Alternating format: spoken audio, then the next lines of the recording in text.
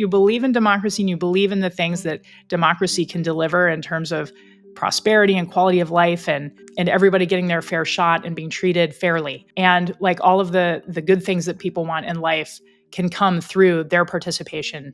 Democracy is a function of government that allows us to live at peace with our neighbors, those that believe in that democratic experiment and want to see it fulfilled, versus those that don't. That's an overpowering majority in this country. It would be an unstoppable force.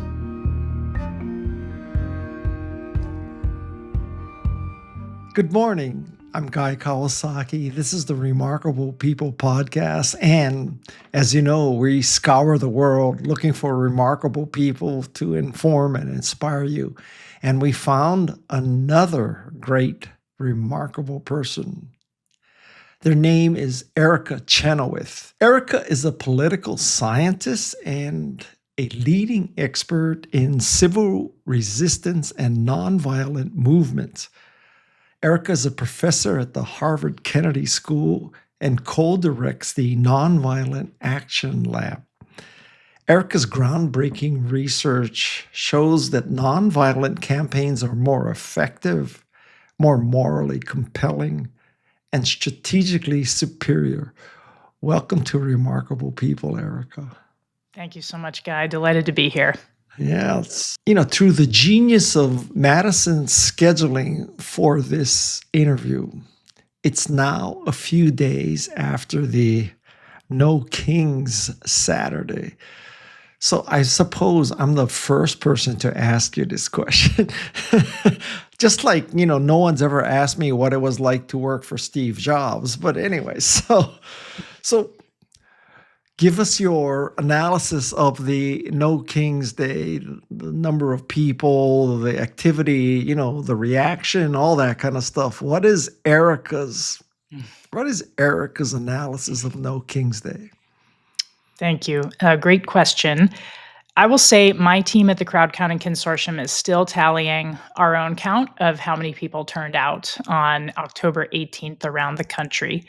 But what seems clear is that there were thousands of locations where people gathered to engage in this coordinated single day of protest against Donald Trump's administration and its many policies, and that the crowds were massive in most major cities and extremely impressive even in very small towns all around the country. So we are talking about a massive day of protest around the country, possibly one of the largest ever in single day US history, incredibly geographically diffused in perhaps record-breaking ways as well.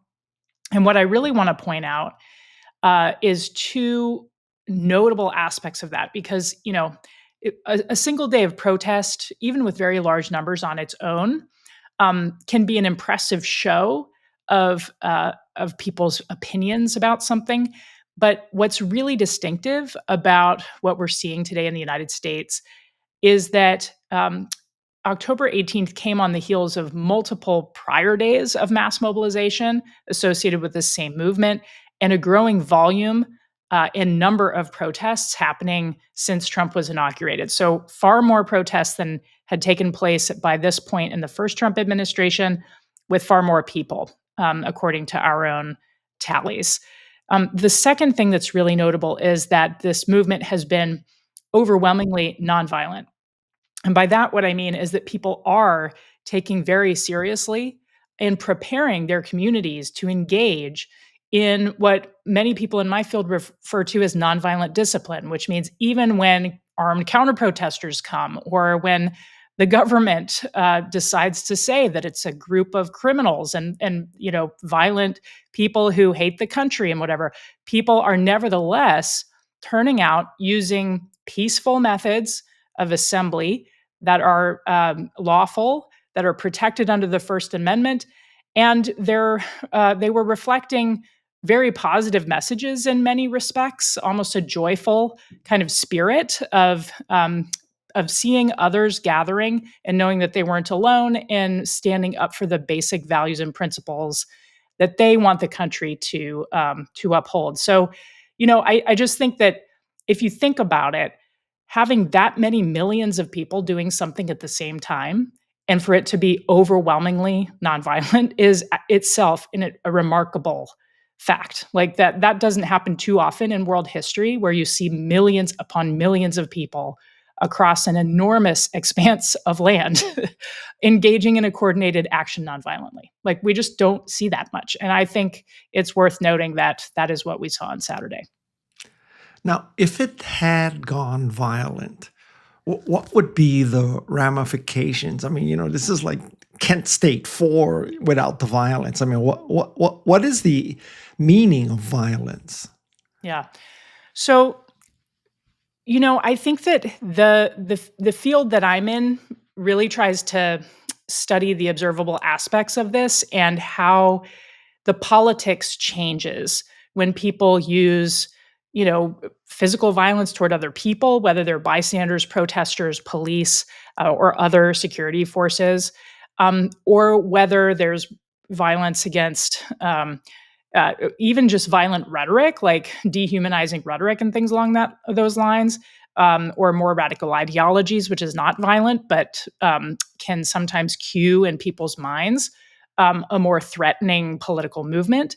And then there's also cases where we can see instances of property damage, sometimes deliberate and very controlled, and other times looking more chaotic. And all of those different forms of tactics and sort of contentious politics have different effects. But I think the main thing to know is that once people who are engaged in oppositional protest of any kind are seen to engage in violence of, sort of across a wide range, direct violence against people or property is generally the way that that this is measured in my field. It becomes much more difficult to control the trajectory of the movement. Among other things, it often alienates people within the movement. So the movement fractures along the lines of disagreement around tactics. It often repels people who, are drawn to the movement, but are not willing to engage in that type of behavior and don't want to be associated with a movement that does. It repels potential third parties that might be persuaded ultimately by the movement, but become very close-minded to it as soon as they witness that type of activity. And then there's also the difficult issue that elite behavior often changes quite dramatically toward a movement if it engages in violent activity. So that means that most kind of even political opposition leaders, business leaders, even faith leaders and things like that become much more tepid in their support or even shun the movement entirely. And that cuts off possibilities of influence around the politics as well. So there's just a lot of reasons why engaging in violence can be counterproductive for the type of political power that movements are trying to build. And it becomes more difficult for movements to control that or recover from it. The other possibility is that violence is directed at the movement, and the movement is maintaining nonviolent discipline, right? And so that is a situation and a circumstance that many nonviolent movements, especially those that are actually getting traction and becoming more powerful, eventually encounter.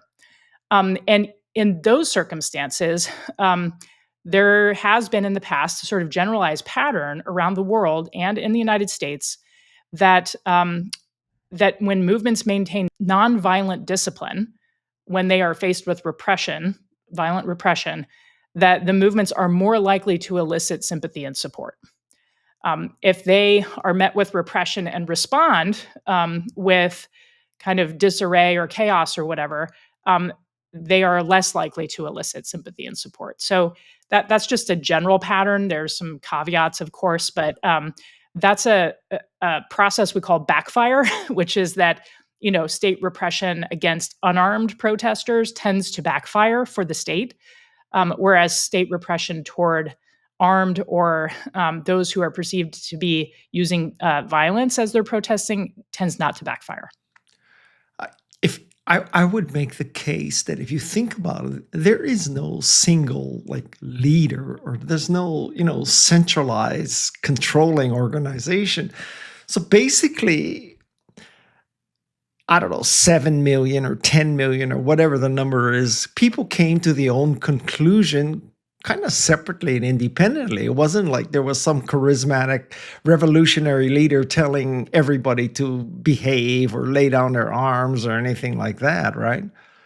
Well, I do think that there has been a growing infrastructure um, supporting and preparing communities to engage in mass mobilization, and doing so in part by training them about the theory of nonviolent action, methods for de escalation, the importance of nonviolent discipline, and certainly those who organized, at least the nationwide kind of organizers around No Kings, have very clearly channeled that this is a peaceful protest and that people should come and protest if they want to.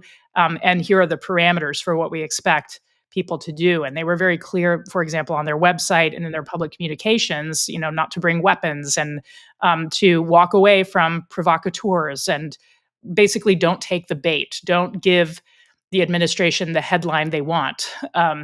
And again, the fact that that happened, that the millions of people were able to coordinate, whether they were directly engaged in the sort of local chapters of these organizations or not, is a remarkable feat in and of itself. Wow. I mean, I've seen Super Bowl celebrations that are more violent than that, right?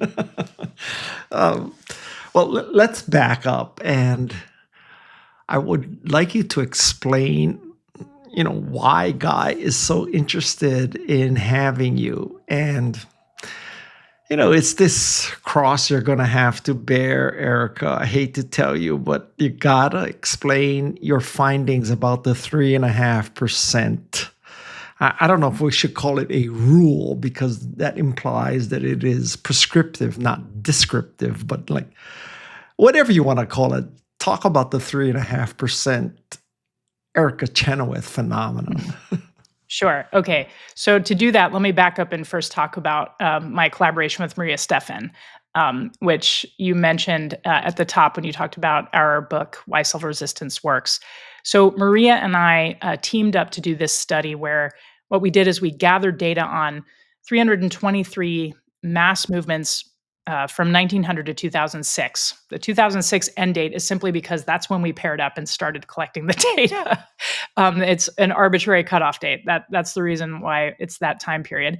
And what we did is we looked at every country in the world in that time period and looked at every mass movement that had mobilized at least 1,000 observed participants and over a duration of time demanding the removal of the incumbent national leader, so usually the overthrow of a dictator, or territorial independence through anti-colonial action, self-determination, or an independence movement of some kind. And the reason we looked at those campaigns is because we were going to try to compare the effectiveness of people power, unarmed resistance movements with armed insurgencies.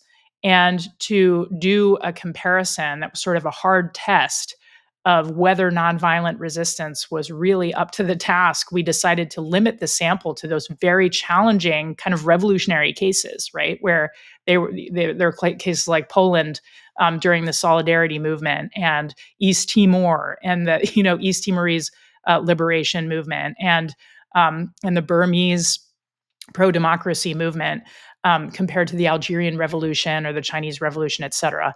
And what Maria and I did was we basically compared side by side the outcomes of these movements that relied primarily on unarmed people power, nonviolent resistance, and armed insurrection. And we found that the nonviolent campaigns were more likely to have succeeded than the armed campaigns. Part of the reason for that was related to our observation that the nonviolent campaigns just got bigger, meaning they got more people in them for a variety of reasons than the average armed campaign, and that then supplied the movement with all kinds of different political, economic, social, and cultural levers that weren't available to the armed campaigns, and that led to defections within, the elites that were upholding the regime, et cetera.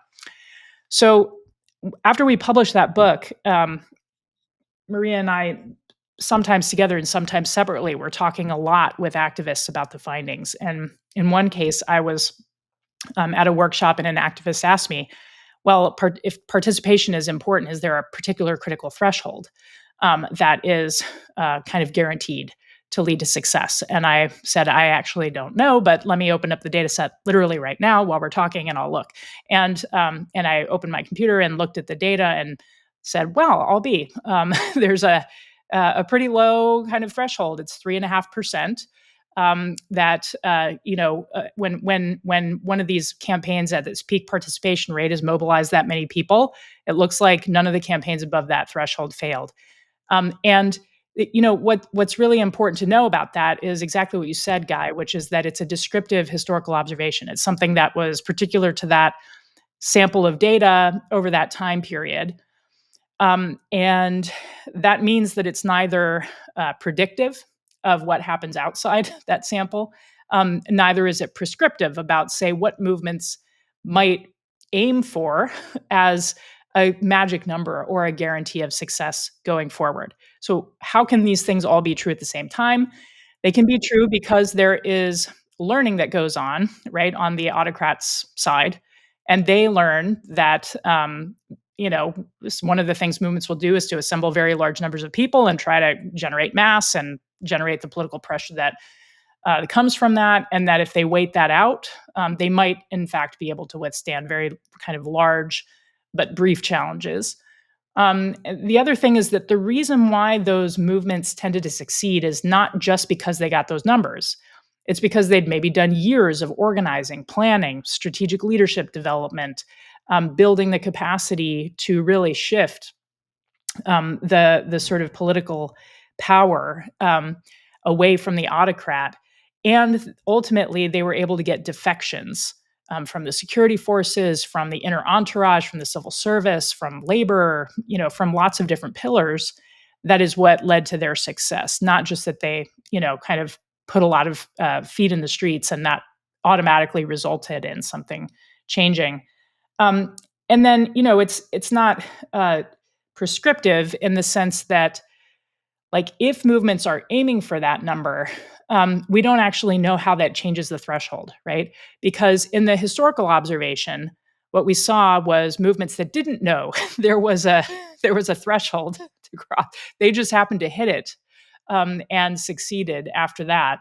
Whereas if movements are informed about it and deliberately aim for it, without doing the other things that movements need to do to build power, we just don't know about the impacts of it going forward. So this is all to say, the thing to know about the 3.5% rule is that it's a historical observation that speaks to the fact that it's rarely the case that a mass movement for democracy needs to actually mobilize like huge numbers of people. So it's within reach for most countries most of the time to mobilize a movement that can create significant political, social, economic, and cultural leverage with a surprisingly small proportion of the population, right? So that's what I would take from it.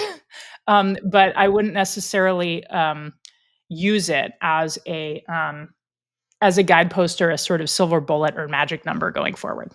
Well, just for clarity's sake, I have two simple questions. So when you say 3.5%, 3.5% of what? Is it the total population, the adult It's population, the the total voting population? population. Yeah, Okay. it's like basically based on whatever the census or the UN population statistic was for that country Okay. in that peak year. Yeah. And what qualifies you for being in the 3.5%? What kind of Yeah. action do you have to take? Yeah, so that's another really important point, Guy, because in our study we were looking at peak mobilization, which usually meant um, observed participation in a mass street demonstration throughout the country. So like a single day demonstration that was nationwide would be an example of that. But that, of course, doesn't speak to how many people might be sympathetic to a movement, right? So it may be that in places where 3.5% of the population historically were participating actively in kind of frontline protest, like 70% of the population was on side. And we can't observe that. So we just don't know like what the sort of latent level of popular support for the movements were, or whether there's a lot of variation across the cases in that figure, et cetera. So now, let's say I'm the sitting guy or gal that the 3.5% or more are protesting. So I'm watching this on Fox and I'm saying, all right, so 3.5% of 350 million, that's 11 million people. That probably means 339 million people still love me. Why should I step aside? I mean, it's only 3.5%. The rest of the people love me. I mean, obviously I'm being a little bit simplistic, but why would it bother me so much that I would Mhm. step aside for a mere 3.5%? Yeah, I think most I think you're onto something, which is to say if somebody feels like it's genuinely a tiny minority in opposition to them, they feel like they can absorb that challenge. The issue is that opposition is usually a way bigger figure than the number of people actively participating in protests, right? So, the protest participation is a sign is a signal of of a, a pretty high commitment and resolve to speak one's mind in opposition. It's even more of a powerful signal if opposition is dangerous. That is to say that people will pay a price for it, whether that's kind of a political price or whether they're put in prison or facing violent repression or something like that. Like the more costly protest becomes, the more powerful the signal it is when people participate, right? And so all of those signals are information about the proportion of the population that might actually be opposing the government. The other thing that comes into play is that 3.5% sounds like a small number. It usually speaks to a much larger body of discontent in a country, and you can look at things like approval ratings or other things like that as examples of the moving target there. But the biggest threat comes when the autocrats can no longer rely on their pillars of support because they start to become affected by the obvious growing discontent and wonder if it's in their own interest to continue supporting, or maybe they should either oppose or just kind of stand out of the way and watch as things unfold. So what a lot of people who look at how these movements unfold are paying attention to is what we call defections, but really just means shifts in behavior by people who are in influential positions. So, for example, the US Chamber of Commerce, which has been, I'd say, largely on the sidelines, uh, last week filed suit against the Trump administration for its H-1B policy. Um, and what was interesting about the suit wasn't just that it said this will have material harms on all kinds of industries, small business, large corporations, you name it. But also, that suit that they filed said that the president doesn't have the right to do this. That it's actually Congress that that makes the laws around this, and congressional oversight and review is required for a change like this. So they were actually saying this is unconstitutional, right? And even though they were coming at it from a relatively non-adversarial stance in the suit, they were basically saying we want to be able to make Congress responsive to us, and we want Congress to exercise its constitutional authority on this issue. To me, that is an example of a pillar business, the Chamber of Commerce, basically taking a stand on a particular issue in a way that does trouble the administration's plans around immigration, right? And its attempts to do these things unilaterally, which is the main concern for many who are worried about rule of law issues, et cetera. The CEO of Salesforce had to back off and backtrack right last week and apologize for inviting the National Guard to San Francisco because of public resignations from his board. There are airports that were sort of refusing to share Kristi Noem's Video. statement that that the shutdown was because of Democrats and that they owned it, and so a bunch of airports were simply showing the video on mute with no captions, or were literally putting up signs that said, "This airport does not endorse this video," and that we're a nonpartisan airport, right?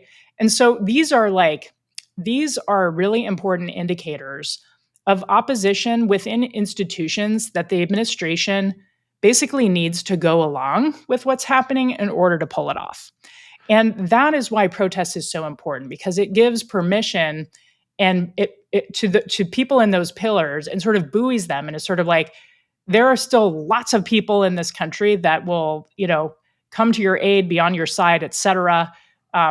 If you stand up to, if you do the right thing, if you follow the oath of office, if you, uphold the law. And so that is why these movements work. It's because they begin to interfere with the autocrat's ability to get his way, even if he only thinks it's a minority.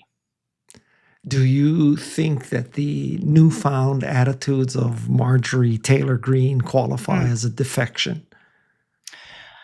Well, she's certainly defecting around a couple of key policy domains, but I also think that she has such strong anti-left credentials that she can sort of afford that. I think the ones that are more vulnerable are, people like Representative Massey, who, as a relative newcomer to Congress, hasn't yet proved the sort of anti-left credentials, and so is, staking out a very particular position around the Epstein files, and is, facing a lot of um, kind of calling out and punitive behavior from the president for this.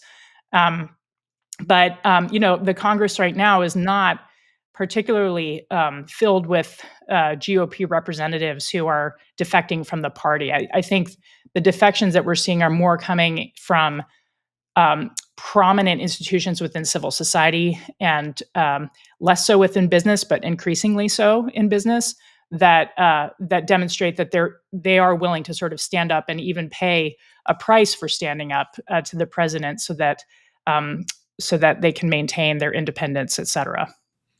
So let's say, not that I'm obsessed with her, but let's say that Marjorie Taylor Greene continues on this, anti big beautiful bill because of the impact on healthcare costs, right? So which is clearly not exactly the party line. So now, if she gets reelected, you could interpret that as you can defy the party. If she doesn't get reelected, it means you cannot defy the party. So I don't know what I'm hoping for anymore. I mean, should I be hoping that she gets reelected now because it shows you can defy the party? It's a defection, it's a crack in the dam. Yeah, I mean, I'm not sure where I come down on that. I mean, to me, as somebody who's mostly just interested in the health and well-being of our democracy, the outcome that I'm interested in is representatives being responsive to their constituents, and actually just being responsive to their constituents rather than to the head of their party necessarily. And so, I think that that that's an important indicator of a healthy democracy. It is natural to have policy differences. It's important and expected to have them in a democracy. And the best thing to have is healthy parties that have candidates and representatives who are more interested in what their constituents are interested in than what a particular extreme party leader is interested in them doing and saying. Okay. If we could go back in history a little bit, so to help me understand what you mean by nonviolent, would you say that the American civil rights movement in the 50s and 60s, would you call that nonviolent? Or, when the Black Panthers, who did a lot of nonviolent kind of things like daycare and stuff, but there was some violence. So would you call the American civil rights movement nonviolent or violent? Yeah, I mean, I think the standard way of answering this in my field is that it was a primarily nonviolent movement, and there were certainly some radical elements associated with it over its long duration. It's kind of generations long duration. And nevertheless, the primary method of resistance when it came to policy change and the end of Jim Crow was definitely like, civil resistance, nonviolent action, and a very important legal and political strategy on top of it, right? So it was not just sit-ins and things. It was also litigation. It was winning very consequential lawsuits, including in the Supreme Court, right? And it was dealing in the sort of inside game sense with the White House and using federal power to basically leverage over Southern segregationists' power. So, I think that there was really a multi-pronged approach to this one. But certainly, if you talk about the campaign to desegregate Nashville, for example, or the Montgomery bus boycott, or the Freedom Rides, like these were definitely campaigns that were rooted in the theory and strategy of nonviolent action very self-consciously. Wow. So, for someone like you, Erica, it's like you're living in the best time. I, I mean that, that's a double-edged sword, but you are living in the best time for the research and expertise you have. Right? You don't need to go and look up old copies of the Nashville, daily news. You're living it right now, right? Maybe you wish you weren't living it right now. Yeah, I mean, I think since Maria and I first published our book, and then, um, you know, she and I have published other things later, and I've worked with lots of other collaborators over the years, building on lots of different aspects of the dynamics of nonviolent action and trying to update our knowledge about this. I've been able to really interact with so many activists from around the world, and in the United States, and I just think that really we're all living through what is a global experience. I mean, what the US is going through now is something that's deeply familiar to many other um, places around the world right now, and I'm having old conversations with activists, coming kind of flooding back into my memory about things that they've noticed and said about their own struggles, that are so deeply applicable here. So I just think that yeah, we are living through a very interesting moment in world history, and the United States is certainly not immune to the sort of broader global trends that we've witnessed and that have accelerated really in the last 15 years around kind of the rise of far right populism, a strong anti-incumbent orientation to many different parties and movements, and just the way that that's upended a lot of kind of liberal democracies around the world. From your academic and historical perspective, do you believe that today, which is, let's call it November 2025, do you believe that the US is now a fascist state or a performative democracy with, a constitution, separation of powers, etc., as theories, but we're really not that anymore? How deep is the shit is what I'm asking you. Yeah, I mean, I think that we are in an acute backsliding episode for sure. So there are lots of independent observatories that try to classify whether countries are democratic or non-democratic or somewhere in between.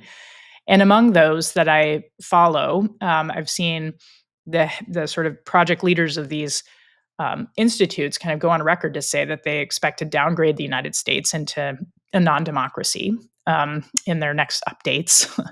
And part of the reason is just because the institutions that are kind of the minimal defining characteristic of whether a country is a democracy or not. For example, separation of powers, judicial independence, freedom of the press, different civil rights and liberties being respected and applied equally, the rule of law, and the kind of free and fair elections happening on a predictable and routine basis are all right being challenged really significantly right now.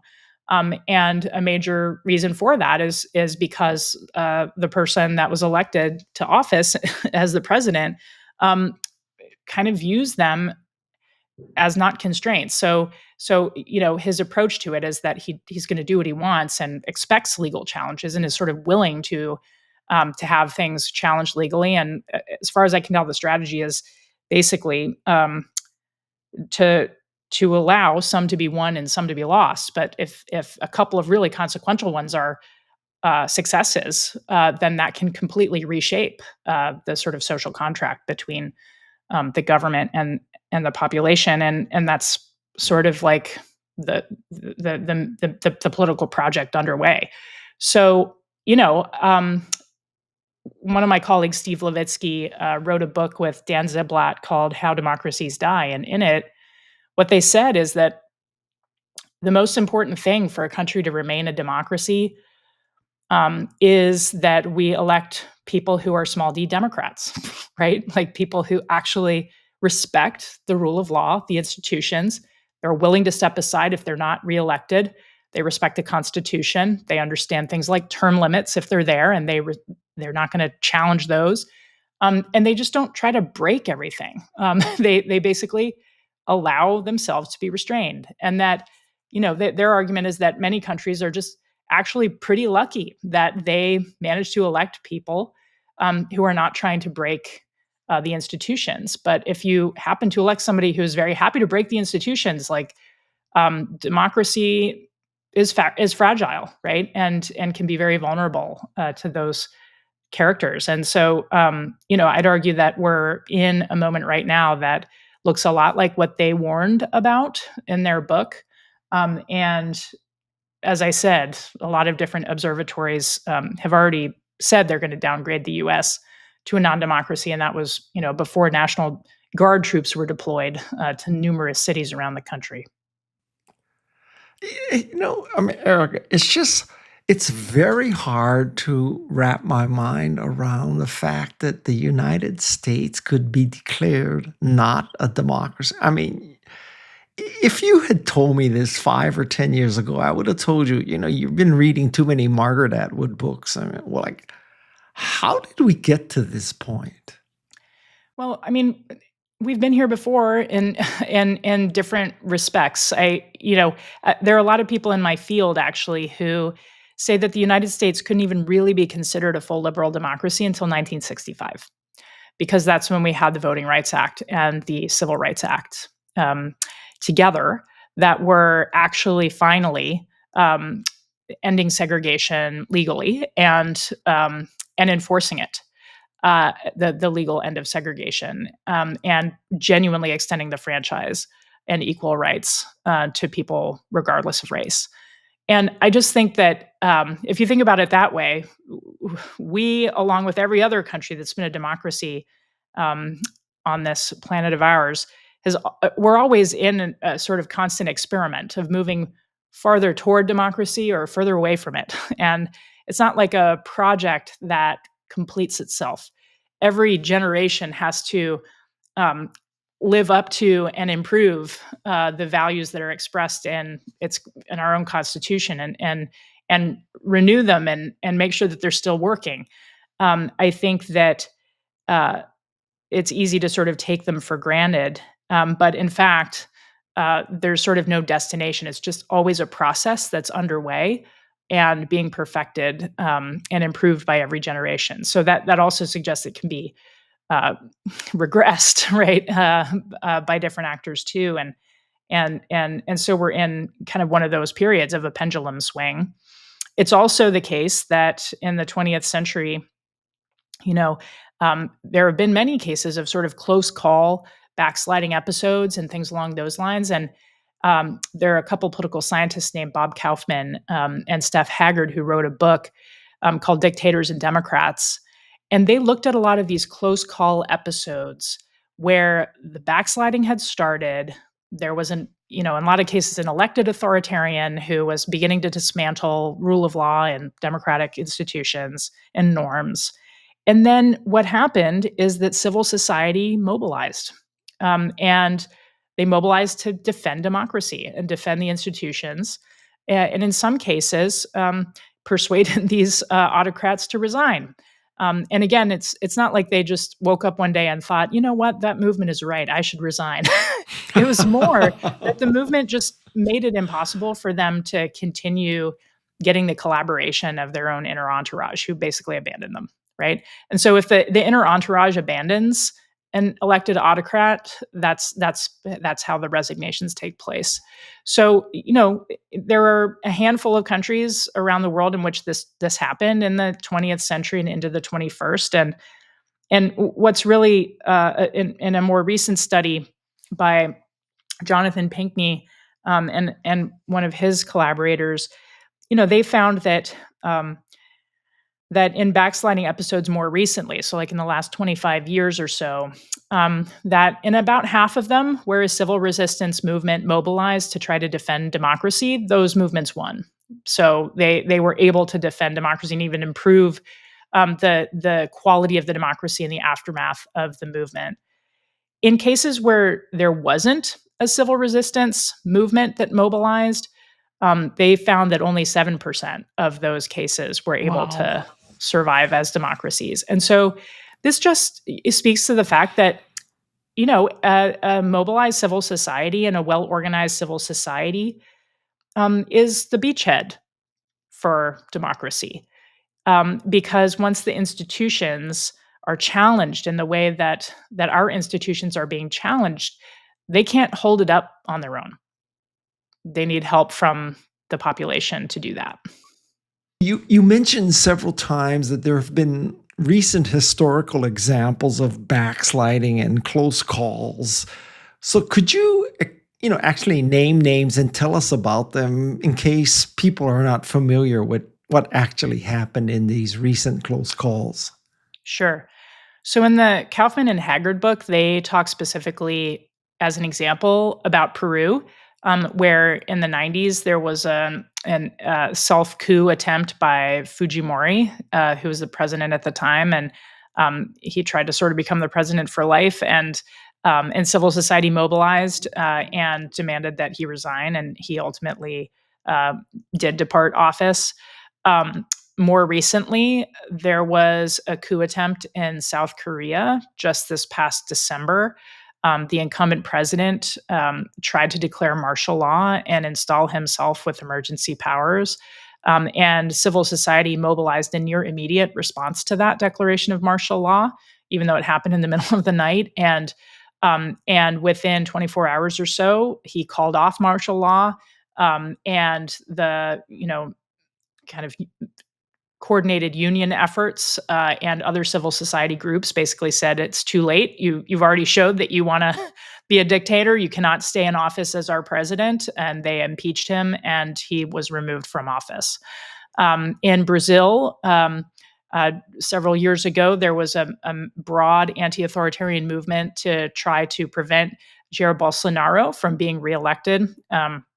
After he made quite plain that his aspirations were to become a dictator in the country, and that movement elevated Lula to an electoral victory, even though it was a quite narrow one. They were able to pull that off, and right now, Bolsonaro is facing conviction for crimes related to that coup attempt. So, I think there are lots of cases around the world where uh, we can see the fragility of democratic institutions, but also the ways in which an empowered and mobilized and well organized civil society response can really protect those institutions when they're having trouble defending themselves.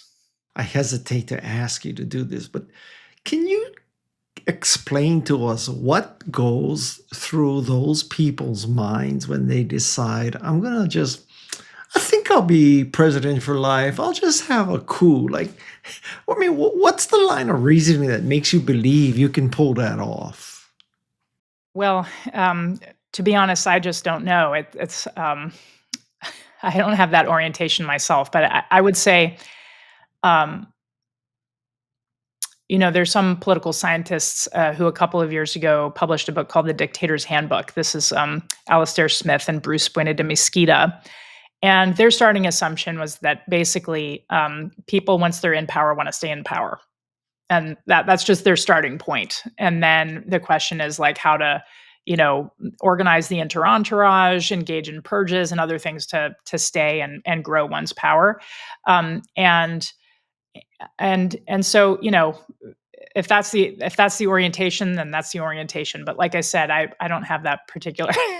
I don't know what goes through their minds, other than that I think in our case, Donald Trump is quite plain in public about the things that go through his mind. And I think he often says like, "I alone can fix it," right, is one of the famous lines. And he just views it as his destiny to be the president of the United States and to stay the president of the United States. In these close calls for these, Bolsonaro and South Korea and Peru, Fujimori and stuff, did the Christy Gnomes and the Stephen Millers of those organizations, how did they come out? Because in the United States, apparently Donald Trump has absolute immunity. But does this apply to everybody else inside that tent? Is it going to be bad for them if this happens? Well, it's interesting. I think my guess is that would be something that they would use to defend themselves, is the fact that presidential immunity also should mean immunity for the people who are just following orders, et cetera, et cetera. And I'm sure that there would be many different attempts to use that as a legal defense for any kind of accountability that was brought against them in the future. I simply don't know. I don't know the kind of legal landscape that we're going to inherit after this, what the precedents are going to be. I just literally have no idea. I think that in those other cases, um, I also am not sure sort of how deep it goes in terms of the levels of accountability that are being sought. But one thing is clear, that in other countries, including just today in France, Nicolas Sarkozy is starting a 5-year sentence for breaking the law. And that, as I saw somebody post about this, like, democracies do survive when people who are in positions of power have to account for gross violations of the law. And in fact, one of the things that is true about democracies is that they only really survive when no one is above the law, right? If there's a particular political class, if there are sort of dual systems or dual legal systems where there's one group of people that constantly benefit and one group of people who are constantly disadvantaged in the way that the law treats them, it's very hard to argue that that is a system that is going to persist as a qualitative democracy. And in fact, this is part of the reason why so few political scientists who study kind of democratic regime type would call the United States a democracy until 1965, is because of the incredible differences in the way that the legal system would operate depending on one's race. And we should say that that's still true in a lot of respects, but was but there are more safeguards, at least on paper, for those types of things than there were earlier in our country's history, for sure. So I just think that you know the main point I'm trying to make is that for countries to be sustainable democracies, they need to deal with the inequities in the way that the rule of law is applied over time. It needs to get better and better, not worse and worse, where there's increased stratification for around to whom the law applies and who is immune from it. All righty. My last question for you is, let's just suppose that magically you are now empowered to preserve democracy in America, right? So, Erica, You're on the hot seat. You can pull all the levers. You can do whatever you can do. You can give advice to people. What would you do? What would you do if you're single-handedly, well, not single-handedly, if you're chartered with the goal of preserving democracy? What does Erica do? What does Erica recommend?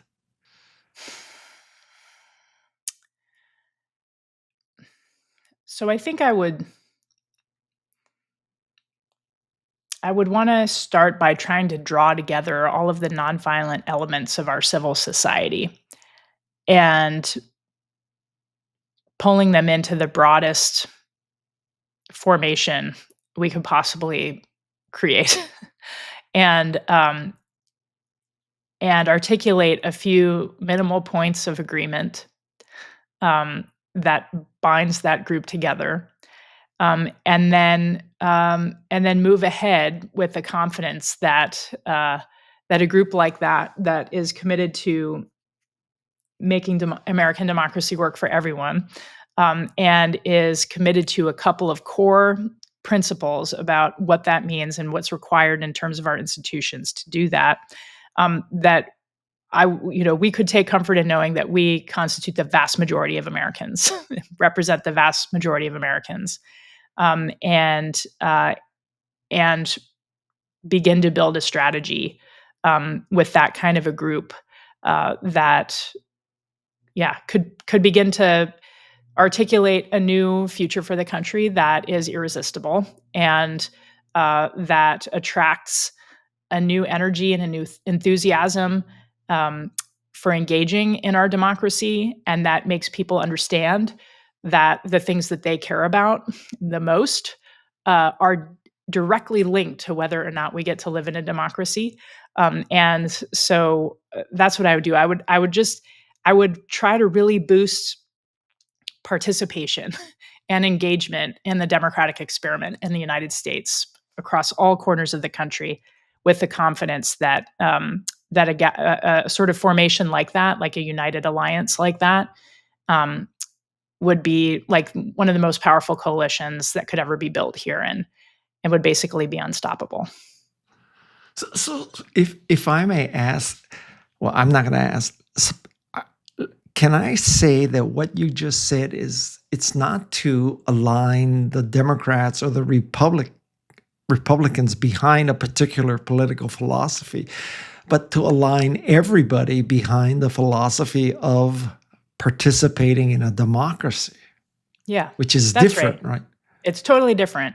I think that my interest right now is along the lines of is not partisan, because can sort of think about our typical approach to politics as being you're this party or that party. I'm more like you're a small d Democrat or not, right? You believe in democracy and you believe in the things that democracy can deliver in terms of prosperity and quality of life, and everybody getting their fair shot and being treated fairly, and like all of the good things that people want in life can come through their participation in our democracy. And it can be messy and it can involve compromise, but the most important thing is democracy is a function of government that allows us to live at peace with our neighbors, and that's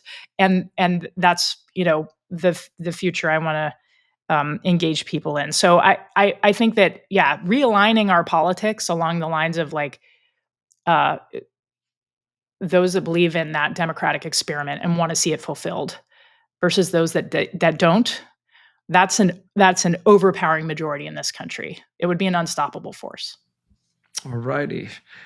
I thank you for being on the Remarkable People podcast. And, we discussed some depressing, frankly, and heavy issues, but I think that you have offered some really tactical and practical things, and really a lot of hope, actually. I think that's my takeaway from your message. There's a lot of hope here, and, there's a lot of work to do, but there is hope here. So I thank you, Erica. And yeah, wow. I want to thank my team too. So that's Madison Neismer, who's the co-producer with Jeff C., and Tessa Neismer, who is doing our research, and Shannon Hernandez on sound design. So just quite a few people behind me. Erica, who's making this podcast. But right up front, you're the star of this episode. Thank you very much for the information and hope that you provided. Thank you so much, Guy, and thanks so much to everyone on your great team.